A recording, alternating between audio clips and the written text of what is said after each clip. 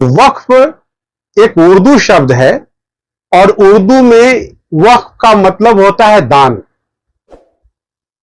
हिंदी में दान का मतलब होता है कि हम अपनी स्वेच्छा से हम किसी को दान दे रहे हैं।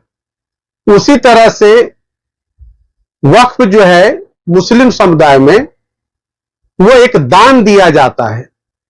दान किसी व्यक्ति को दिया जा सकता है, दान किसी देवी देवता को दिया जा सकता है, दान किसी संस्था को दिया जा सकता है, दान किसी भी चीज को, किसी भी रजिस्टर्ड बॉडी को दिया जा सकता है। इसमें कोई आपत्ति नहीं है। ये हर धर्म में, हर समुदाय में ये परंपरा है, भले ही उसके पुकारने का शब्द अलग हो। जैसे कि हम हिंदी में उसको दान कहते हैं और उर्दू में उसको वक्फ कहा जाता है, क्रिश्चियन उसको चैरिटी कहते हैं। तो लब्बो-लबाब यह है कि हम स्वेच्छा से अपने संपत्ति में से अगर कोई दान देते हैं किसी मंदिर को तो वह दान समझा जाता है और उर्दू में उसको वक्फ कहा जाता है। तो ये जो वक्फ की प्रक्रिया है, मैंने कई आर्टिकल को पढ़ने की कोशिश की है वक्फ के संबंधित। तो कहा यह जाता है कि 1351 में वक्फ की शुरुआत भारत में हुई। तब भारत में मुस्लिम आक्रांताओं का शासन हुआ करता था। वो आक्रांता हमारे मुल्क को अपने अधीन कर चुके थे। कई जो स्टेट्स है, रियासतें थी, वो आक्रांताओं की गिरफ्त में थी।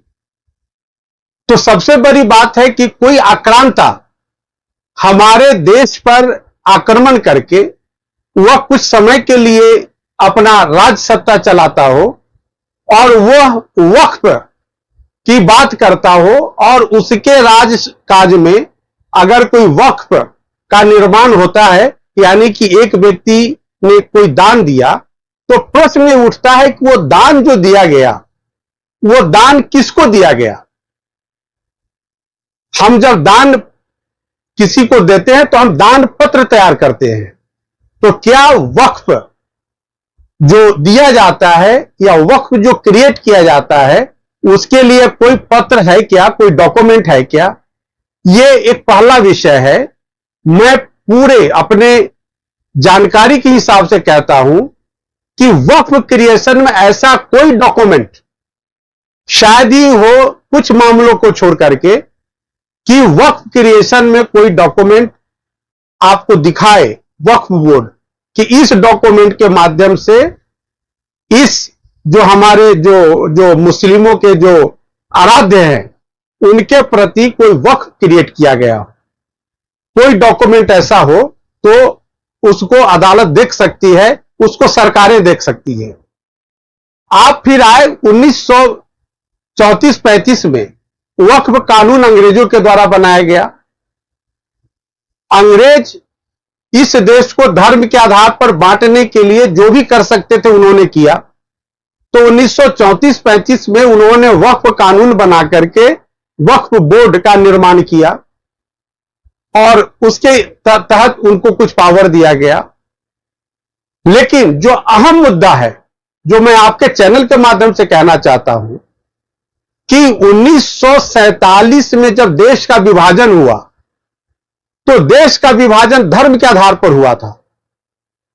और विभाजन जो पार्टीशन ऑफ इंडिया एक्ट आया, उस एक्ट के पहले ब्रिटिश गवर्नमेंट ने जो कुछ सर्वे करवाए पार्टीशन को अंजाम देने के लिए, टू नेशन थ्योरी को अंजाम देने के लिए, उस रिपोर्ट में जो तैयार किया गया वो बिल्कुल धर्म के आधार पर था।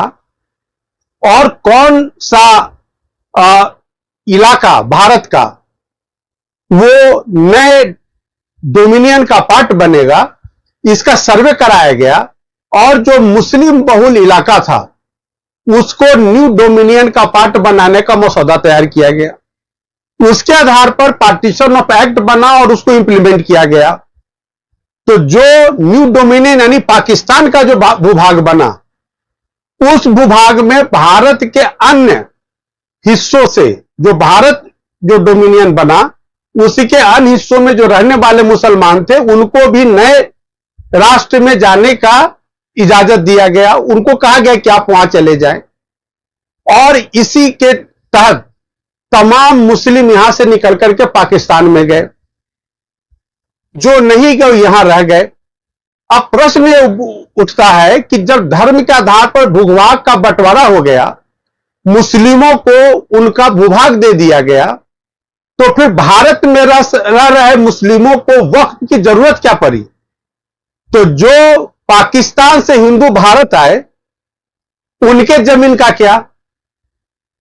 तो जो मुस्लिम यहां से भारत से छोड़ करके पाकिस्तान गए, उन तमाम पर हिंदुओं का, जिस तरह से हिंदू के प्रॉपर्टी पर पाकिस्तान में मुस्लिमों का कब्जा हुआ, उनके प्रॉपर्टी पर हिंदुस्तान में हिंदुओं का कब्जा होना था। लेकिन यहां जो व्यवस्था बनाई गई कि साहब मुस्लिम जो रह गए उनको हम रहने देंगे, इसका मतलब नहीं कि वो वक्फ बोर्ड और वक्फ कानून बना करके जो बचा हुआ भूभाग भारत का था उस पर वो कब्जा जमाएंगे।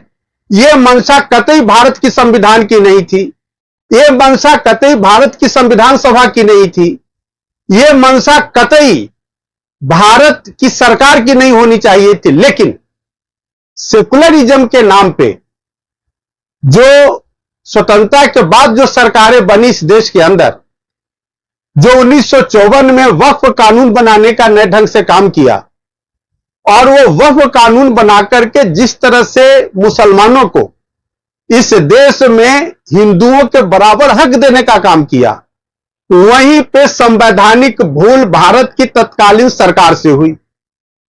और उस भूल को 1995 में जब नरसिम्हा राव की सरकार थी, कांग्रेस की सरकार थी, उन्होंने दोबारा नए सिरे से वक्फ कानून को ला करके और उसमें जो कमियां थी उसको और सशक्त करके कि किस तरह से हिंदुओं के जमीन को, किस तरह से सरकारी जमीन को वक्फ के अधीन कब्जा करवा करके उसको कानूनी जमा पहनाया जाए, इस पर 1995 का वक्फ कानून ने काम किया। वो क्या था कानून कि वक्फ, सबसे बड़ी बात है कि वक्फ है क्या, इसको किसी भी डिबेट में ठीक से इस पर डिबेट नहीं किया गया कि साहब जब कोई दान दाता है तो दान पत्र होगा, वक्फ आपने क्रिएट कैसे किया? तो वक्फ क्रिएट करने की आप देखेंगे बात, तो जो वक्फ का जो डेफिनेशन है 1995 के कानून में, उस डेफिनेशन के आधार पर अगर आप तौलें तो इतनी जमीन जो आज लाखों एकड़ जमीन वक्फ बोर्ड के पास है, वो जमीनें आई कहां से? उस जमीन का टाइटल डीड जिसने वक्फ क्रिएट किया उसके पास था भी कि नहीं? तो टाइटल डीड जब तक नहीं होगा तो उस प्रॉपर्टी का वक्फ करने का कोई मतलब नहीं है। लेकिन वक्फ एक्ट का ऐसा निर्माण किया गया कि टाइटल डिस्प्यूट भी अगर कोई देखना हो तो वक्फ बोर्ड या उसकी अपीलेट ट्राइब्यूनल करेगी। अब उस अपीलेट ट्राइब्यूनल में कौन लोग थे? वो सारे मुस्लिम समाज का कब्जा उसके ऊपर था। तो वो फैसला जो भी देते आए अब तक, वो अपने मुस्लिम कानून के हित में और मुस्लिमों के हित में देते आए, वक्फ के हित में देते आए। पहली बार मोदी जी की सरकार ने उस कानून में तब्दीली करने के लिए अमेंडमेंट बिल लाया, और उन्होंने क्या किया? उन्होंने कहा कि बजाय इसके कि मुस्लिम 100% उसके एडमिनिस्ट्रेटिव बोर्ड में हो, उसके बदले उसको यूनाइटेड गवर्नेंस की बात कही गई है, ताकि उसमें हर समुदाय के लोग, क्योंकि हिंदुओं की जमीन को भी वक्फ में डाल दिया गया है, सरकार की जमीन को भी वक्फ में डाल दिया गया है, तो उसमें हिंदुओं का रिप्रेजेंटेशन क्यों नहीं हो, सरकार का रिप्रेजेंटेशन क्यों नहीं हो? और तभी तो इम्पार्शियल वे में वो बोर्ड या अपीलेट ट्राइब्यूनल डिसीजन लेगी। दूध का दूध, पानी का पानी तभी हो पाएगा, जस्टिस तभी हो पाएगी। तो जब जस्टिस ओरिएंटेड व्यवस्था करने के लिए नरेंद्र मोदी सरकार ने कदम बढ़ाया अमेंडमेंट बिल ला करके, तो आज उस पर पूरे देश में ये जो शोर शराबा मुस्लिम समुदाय के लोग कर रहे हैं या जो सो कॉल्ड सेकुलर लोग कर रहे हैं, क्या ये वोट की राजनीति नहीं है? ये सभी वोट की राजनीति से प्रेरित होकर के इस देश की जो बची खुची हुई जमीन है विभाजन के बाद, उसको भी मुस्लिमों के हवाले कर देना चाहते हैं। इसका मतलब पाकिस्तान के बाद, बांग्लादेश बनने के बाद, क्या इस राष्ट्र को भी मुस्लिम राष्ट्र बनाना है? क्या यहां की जो राजनीतिक दल है, चाहे वो कांग्रेस हो या जो समाजवादी जो विचारधारा के जो दल है, ये सभी इस राष्ट्र को मुस्लिम राष्ट्र बनाने की दिशा में काम नहीं कर रहे हैं?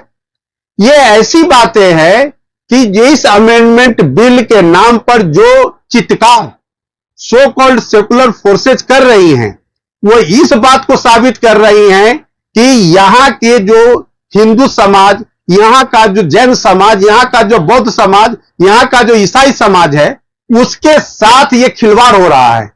और मिला जुला करके कुल लबो लबाब यह है कि इसको दूसरा मुस्लिम राष्ट्र बनाने की दिशा में कवायद है।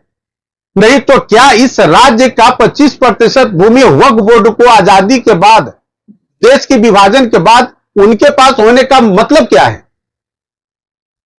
तो इस पर एक इंक्वायरी की जरूरत है। इसी सारी बातों को ध्यान में रख करके पार्लियामेंट में जब यह अमेंडमेंट बिल लाया गया तो आज लोग बिलबिला रहे हैं। उनको रास्ता नहीं सूझ रहा है कि इसका समाधान कैसे हो। लेकिन मैं इस बात के लिए माननीय मोदी जी और उनकी सरकार को और भारत के संसद को बधाई देता हूं कि जिन्होंने इस पर विचार करना शुरू किया है, ये बिल लाया गया है। और हम पूरी उम्मीद करते हैं कि पूरा भारत का पार्लियामेंट अगर उनमें भारतीयता जो है उसको बरकरार रखते हुए, अपने भारतीयता को सर्वोपरि रखते हुए इस बिल को वो अवश्य पास करेंगे। और अमेंडमेंट ये निहायत जरूरत है। इस देश में गैर कानूनी तरीके से हिंदुओं के जमीनों को भी, उनके गांवों को भी वक्फ प्रॉपर्टी बनाकर के जो समाहित किया गया, इस देश में जितने बड़े बड़े धर्म स्थलों से संबंधित जो विवादें चल रही हैं, वो वक्फ बोर्ड के नाम पे ही चल रही हैं।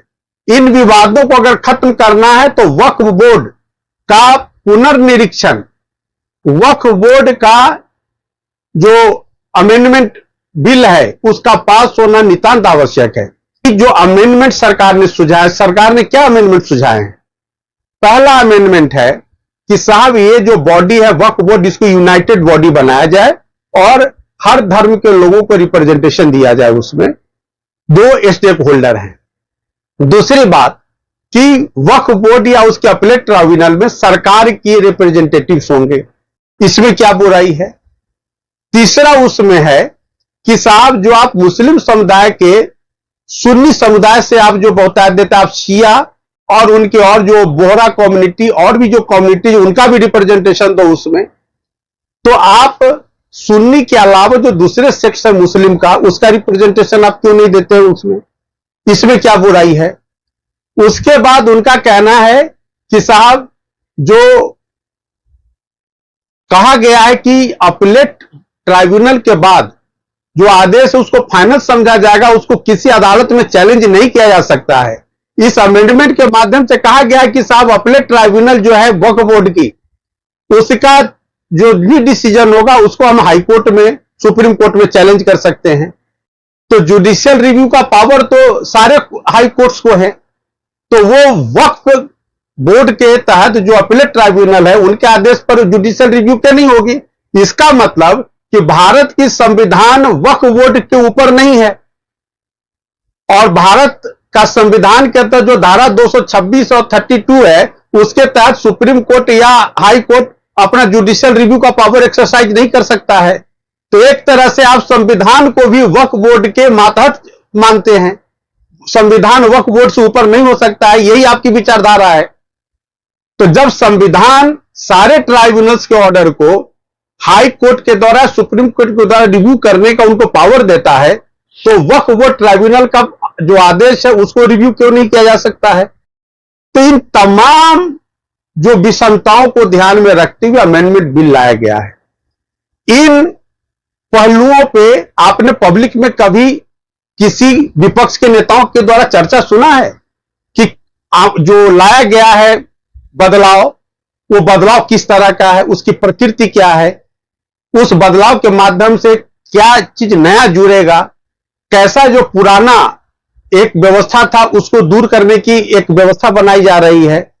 तो इन विषयों पर बहस होनी चाहिए कि आखिर जो भारत की सरकार अमेंडमेंट लाना चाह रही है, अमेंडमेंट है क्या, किन बिंदुओं पर अमेंडमेंट है, उस अमेंडमेंट का प्रभाव क्या पड़ेगा, उस अमेंडमेंट से समाज का भला क्या होने वाला है, उस अमेंडमेंट से किस तरह से कम्युनल सौहार्द बनेगा।